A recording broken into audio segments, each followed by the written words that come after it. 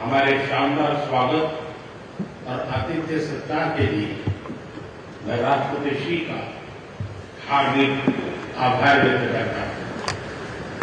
आज उज्बेकिस्तान का independence day है। कल किर्गिस्तान का राष्ट्रीय दिवस था। इस अवसर पर मैं दोनों लीडर्स को बधाई और शुभकामनाएं देता हूं। एक्सेलेंसी, पिछले 24 वर्षों में एससीओ का पूरे यूरेशिया क्षेत्र की एक्सटेंडेड फैमिली को जोड़ने में बहुत महत्वपूर्ण योगदान रहा। भारत ने एक सक्रिय सदस्य के रूप में हमेशा कंस्ट्रक्टिव और सकारात्मक भूमिका निभाई है। एससीओ को लेकर भारत की सोच और नीति 3 मुख्य स्तंभों पर आधारित है। एससीओ, एस सिक्योरिटी, सी कनेक्टिविटी, ओ अपॉर्चुनिटी। पहले स्तंभ एस यानी सिक्योरिटी के संदर्भ में मैं कहना चाहता हूं कि सुरक्षा, शांति और स्थिरता किसी भी देश के विकास का आधार है। किंतु इस मार्ग में आतंकवाद, अलगाववाद और अतिवाद बड़ी चुनौतियां हैं। आतंकवाद सिर्फ किसी देश की सुरक्षा ही नहीं बल्कि पूरी मानवता के लिए एक साझा चुनौती है। कोई देश, कोई समाज, कोई नागरिक अपने आप को इससे सुरक्षित नहीं समझ सकता। इसलिए आतंकवाद से लड़ाई में भारत ने एकजुटता पर बल दिया। इसमें एससीओ रेट्स की बहुत महत्वपूर्ण भूमिका रही। इस वर्ष भारत ने जॉइंट इंफॉर्मेशन ऑपरेशन को लीड करते हुए अल कायदा और इससे जुड़े आतंकी संगठनों से लड़ने का इनिशिएटिव किया। हमने रेडिकलाइजेशन के विरुद्ध समन्वय बढ़ाने और मिलकर कदम उठाने का भी प्रस्ताव रखा। टेरर फाइनेंसिंग के खिलाफ आवाज उठाई। इसमें मेरे समर्थन के लिए मैं आभार व्यक्त करता हूं। एक्सेलेंसी, भारत पिछले 4 दशकों से निर्मम आतंकवाद का दंश झेल रहा है। कितनी ही माताओं ने अपने बच्चे खोए और कितने बच्चे अनाथ हो गए। हाल ही में हमने पहलगाम में टेररिज्म का बहुत ही घिनौना रूप देखा। इस दुख की घड़ी में जो मित्र देश हमारे साथ खड़े रहे, मैं उनका आभार व्यक्त करता हूं। यह हमला केवल भारत की अंतरात्मा पर ही आघात नहीं था। यह मानवता में विश्वास रखने वाले हर देश, हर व्यक्ति को खुली चुनौती थी। ऐसे में प्रश्न उठना स्वाभाविक है, क्या कुछ देशों द्वारा आतंकवाद का खुलेआम समर्थन हमें स्वीकार्य हो सकता है?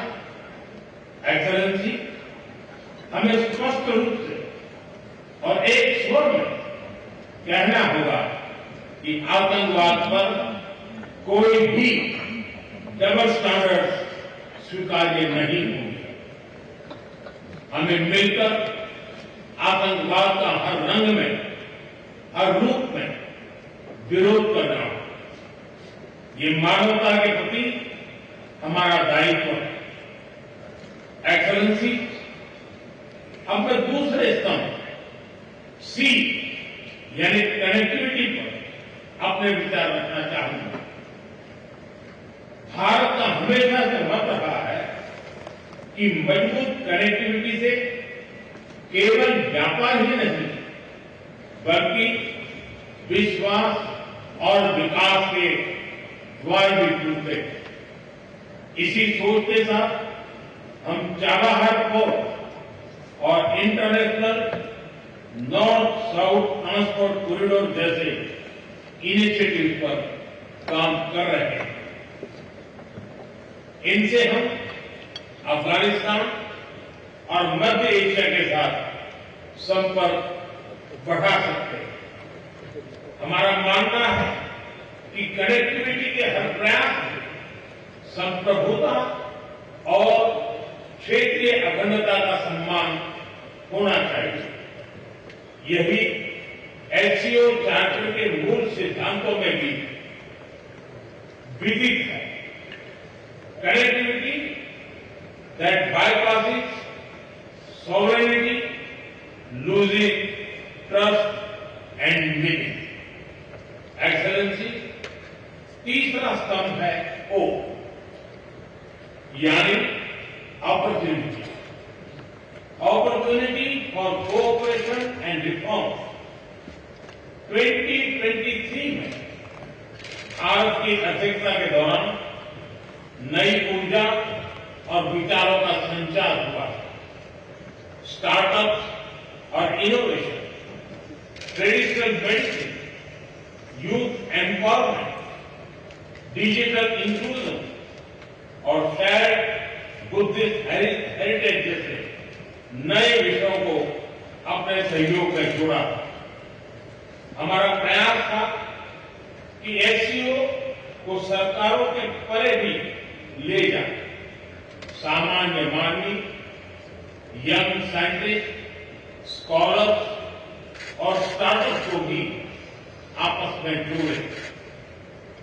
हमारे पीपल टू पीपल टाइम को दृढ़ता देने के लिए मैं आज एक और सुझाव रखना चाहूंगा। एससीओ के अंतर्गत एक सिविलाइजेशन डायलॉग फोरम बनाया गया। इससे हम अपनी प्राचीन सभ्यताओं, कला, साहित्य और परंपराओं को वैश्विक मंच पर साझा कर सकते हैं। एक्सेलेंसी, आज भारत रिफॉर्म, परफॉर्म, ट्रांसफॉर्म के मूल मंत्र पर आगे बढ़ रहा है। कोविड हो या वैश्विक आर्थिक अस्थिरता, हमने हर चुनौती को अवसर में बदलने का प्रयास किया है। हम लगातार वाइड रेंजिंग रिफॉर्म पर काम कर रहे हैं।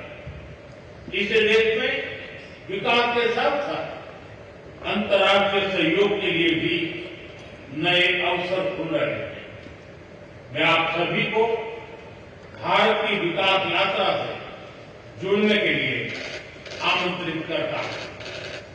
एक्सेलेंसी, यह खुशी की बात है कि एससीओ भी समय के अनुरूप इवॉल्व हो रहा है। ऑर्गेनाइज्ड क्राइम, ड्रग ट्रैफिकिंग और साइबर सिक्योरिटी जैसे समकालीन चुनौतियों से निपटने के लिए 4 नए केंद्र बनाए जा रहे हैं। हम इस रिफॉर्म ओरिएंटेड माइंडसेट का स्वागत करते हैं। वैश्विक संस्थानों में रिफॉर्म्स के लिए एससीओ सदस्य आपसी सहयोग बढ़ा सकते हैं। संयुक्त राष्ट्र की 80वीं वर्षगांठ के अवसर पर हम एकमत होकर यूएन रिफॉर्म का आह्वान कर सकते हैं। ग्लोबल साउथ की आकांक्षाओं को आउटडेटेड फ्रेमवर्क में कैद रखना भावी पीढ़ियों के प्रति घोर अन्याय है।